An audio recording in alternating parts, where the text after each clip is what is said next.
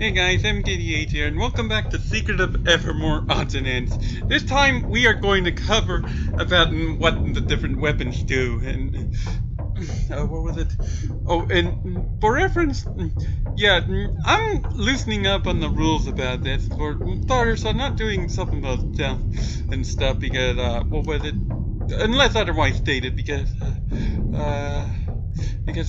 I've basically beaten every challenge in Evermore, so I can go ahead and make use of save states, although I'd still be hiding proof that I'd be using an emulator, or video proof anyway, not necessarily audio proof.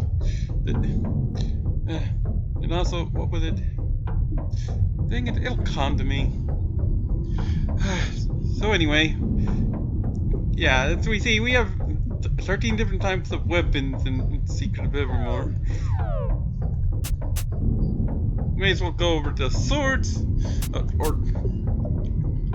we have the swords, the bone crusher, the female fury, useful for mangling mosquitoes, the gladiator sword, an ancient blade of mythical strength. We got this from when we defeated Vigor at the Colosseum.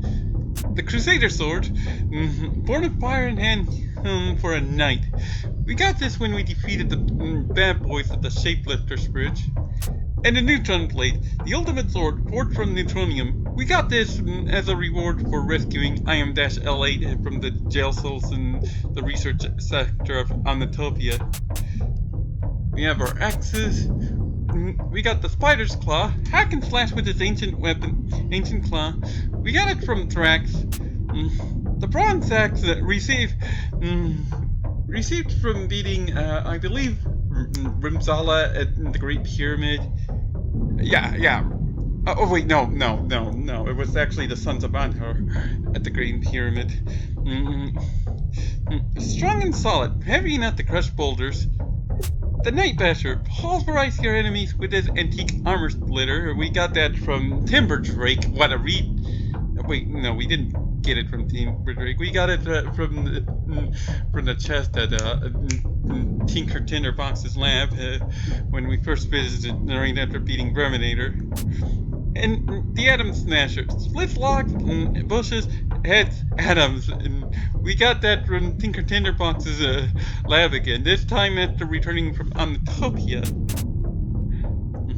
And we have our spears. The Horn Spear, excellent for sword chain skewering. We got that when we defeated the Viper Commander and his Viper mooks at the Mammoth Graveyard. The Bronze Spear, if it worked for you, the first Olympians, it'll work for you.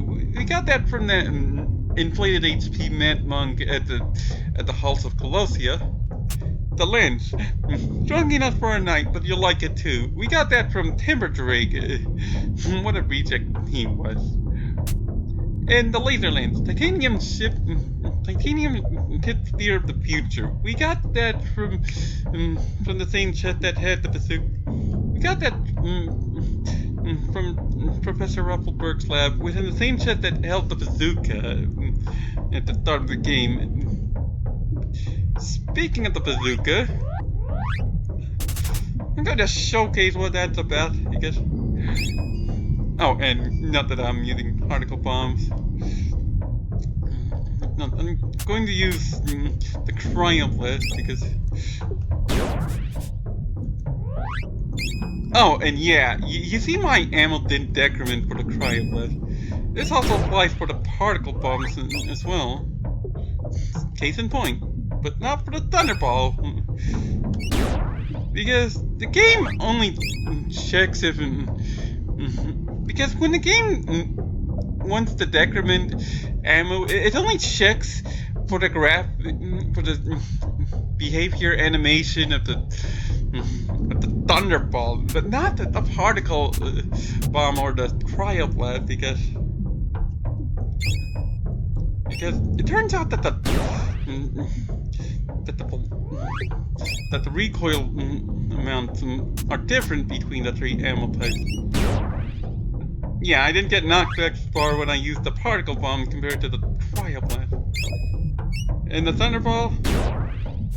Yeah, I didn't get knocked back far at all. Hey, anyway. Yeah, that would explain the bug, because the developers were busier handling the velocity, the recoil velocity thing. Yeah.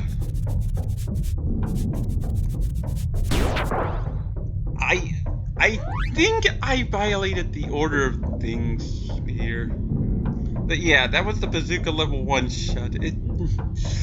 No, I should note that I recorded the frame data, sort of.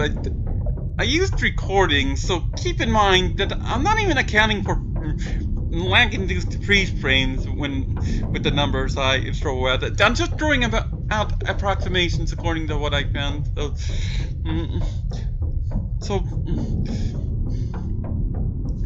Anyway, the level 1 attack of the Bazooka has no more than 43 committal frame times, with the Bazooka shell coming out on frame 8. And now it's the melee attack. Yeah, I believe it provides 23 might. I want to say it provides 23 might. I'd have to check, but anyway, the uncharged Bazooka attack has 24 frames of committal time, with the attack coming out on frame 14 thereabouts. Yeah, again, these are approximations, and they're keeping in mind that I did these approximations when facing south, so they could be different for other directions, because the game does use different behavior scripts for different directions. Oh, and if you're wondering, the Doc's Prehistoria form has the attack have a 32 frames of committal time, with the attack coming out on about frame 14. The Antiqua form has 40 frames of committal time, with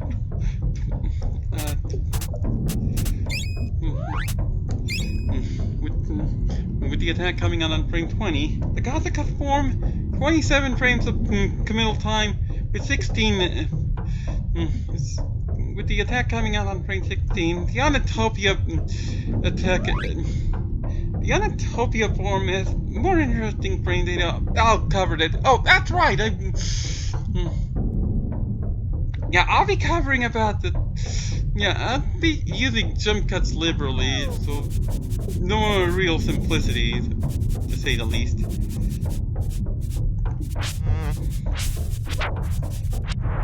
So yeah, we are starting with the Bone Crusher because yeah, its attacks are distinct from those of the other swords. The level 2 attack is a basic attack. It's just a swing downwards, but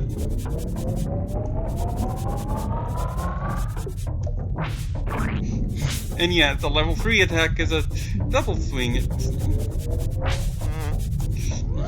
The level 3 attack is a double swing, so it has more committal time. The Bone Crusher has pretty good frame data, actually.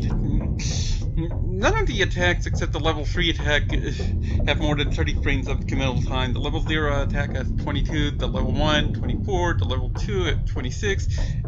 The level 3 attack has 48 frames of committal time, and the hitboxes actually come out as early as well. 6 for the level 0 attack, 7 for the level 1, 2, 5 for the level 2, and 5 for the level 3, with the second its hitbox coming out on frame 36.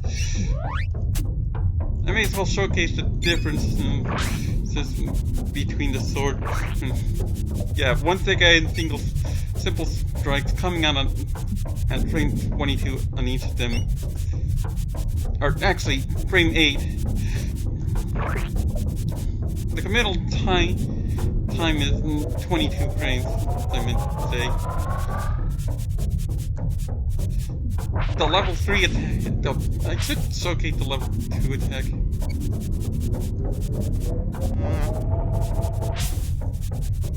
Come on, mosquito. Cooperate with me, please.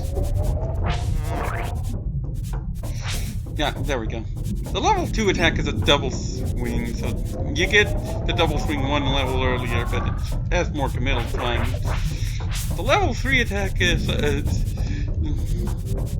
It basically links spin attack and twice.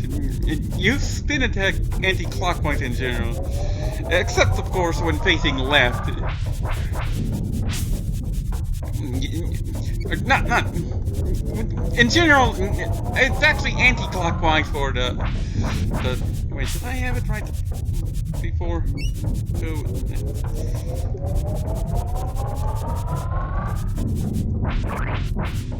Yeah. When facing left, you actually do it regular clockwise. So. Oh, and the attack has 78 frames of committal time. It probably has a collection of hitboxes as well, so I can tell you the first hitbox would come out on frame 15. Oh, and this would apply for the level 2 attack. And the level 2 attack's second hitbox comes out on frame 35 thereabouts. So, yeah. Standard fragile speedster weapon, but although the amount of committal time on the level 2 sword attack surprises me. Of course, I'm going to use axes. Yeah, the level 1 attack has long reach. It's actually the longest reach of any attack, probably. Well, the Bone Crusher is long reach on the levels 2 and 3 attacks, but still. The level 1 attack is a basic horizontal strike. Yeah. In fact, axes are similar. Except, of course, the attack time is actually worse. Because, yeah. Because the level 0 attack has 26 frames of committal time, with the attack coming out on frame 6. The level 1 attack has 34 frames of committal time, with 16, with the attack coming out on frame 16. The level 2 attack, 51 frames of committal time, which is actually less than the sword's level 2 committal time, with the attacks coming out on frames 17 and 42, which is still later at least.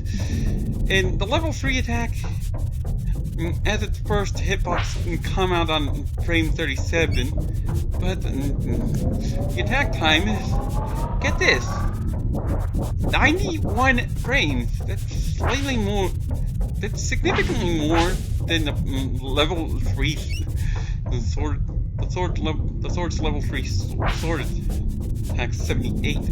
So, yeah. I mean, you might think that duration is the big reason you just use swords, but I need to remind you that more duration means more pseudo-intangibility. I mean, granted, you forfeit pseudo-intangibility if you land a hit, but I mean, at least for the given frame where you do land a hit. But when up against projectiles, when you're in defense, you could use the charge attack to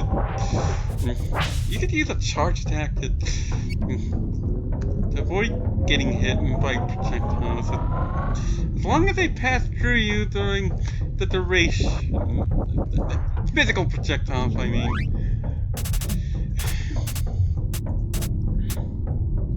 And speaking of, they also covered the spears. Yeah, the boy doesn't know how to use the spears properly. He just swings them down, like swing them downward instead of just trying like they're designed for. And he uses horizontal swing so that, I mean, at least, I mean, the level 1 attack even has 29 frames of committal time, with hitbox coming out on frame 13. I mean, it's not as slow as axes, but oh, and yeah, level 2 attack is a throwing attack. Over here, mosquitoes, as I can demonstrate. The level 3 attack has plenty of wind up in. Freaking arbitrary miss. Ah! What the mosquitoes move down the way, but here. Trying to just place something.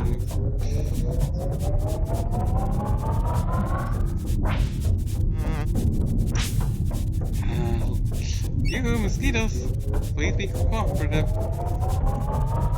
Okay, or you can just cluster. Dang it! Yeah, I'm trying to demonstrate something.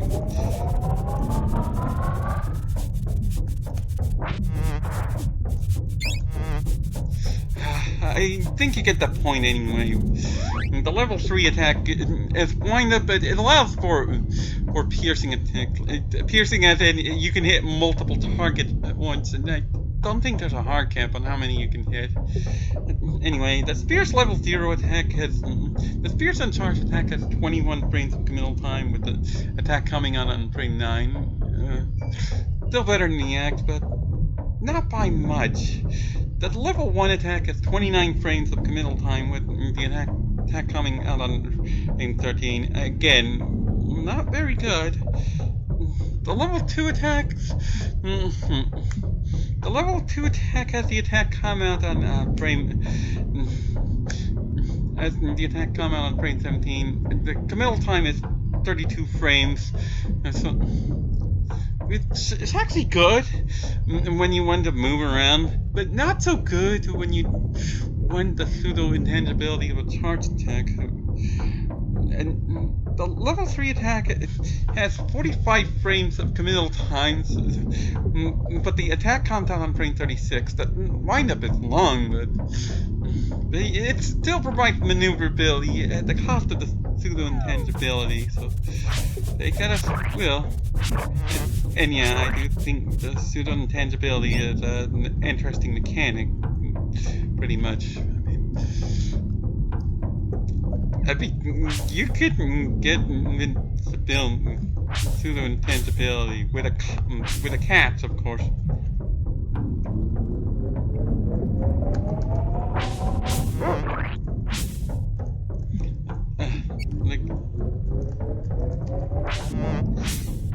But yeah, keep in mind those frame data values. Those frame data values are bearing in mind that when I tested facing south, I used recordings. I have not looked into the actual scripts more actively to get more accurate reads. Yeah. Oh, and I'll be back to showcase the dog toaster dog performance attacks and showcase differences with them.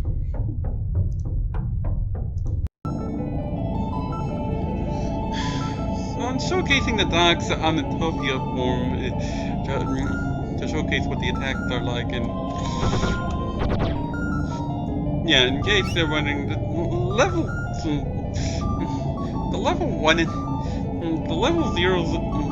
0 and 1 attacks are pretty much the same, aside from, of course, the charge of shenanigans. With 24 frames at the committal time, and one laser coming out at frame 0 and then every 6 frames for up to 4 lasers. It's slightly longer for the level 1 attack. The level 2 attack has 57 frames of committal time, with the attack coming out on frame 15. And the level 3 attack has the toaster dog fire 4 shots instead of 1. The shots come out on frames 16, 23, 30, and 37. That's a 7 frame interval between each shot. And the committal time is actually 78 frames. Yeah, 78 frames. That's definitely an amount of committal. And yes, it's worth mentioning because yes, there's a difference there's an actual difference between attacks for the toaster dog form. And yeah, I mean, granted the duration also provides pseudo-intangibility, although I believe it would deactivate whenever a projectile comes out, or at least momentarily deactivate, but let me test that hypothesis. Okay.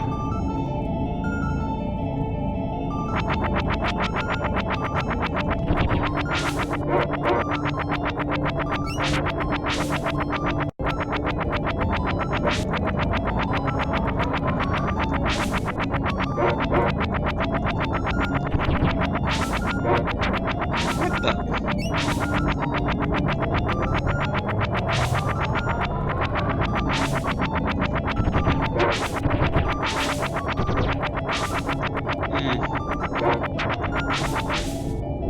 Nice.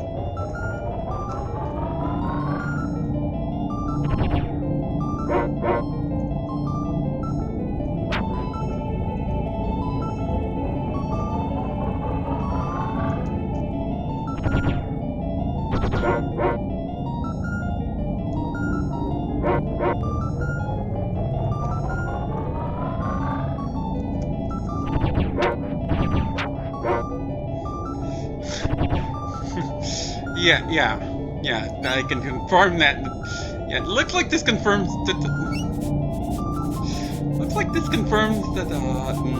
Toaster dog. Looks like this confirms that pseudo-intangibility deactivates momentarily whenever a hit is registered. So, yeah, that's interesting. You learn something new every day. Anyway, that should cover it. So, thanks for watching, and I hope you have a good day. MKH out. Oh, and yes, I'll be covering alchemy spells next time.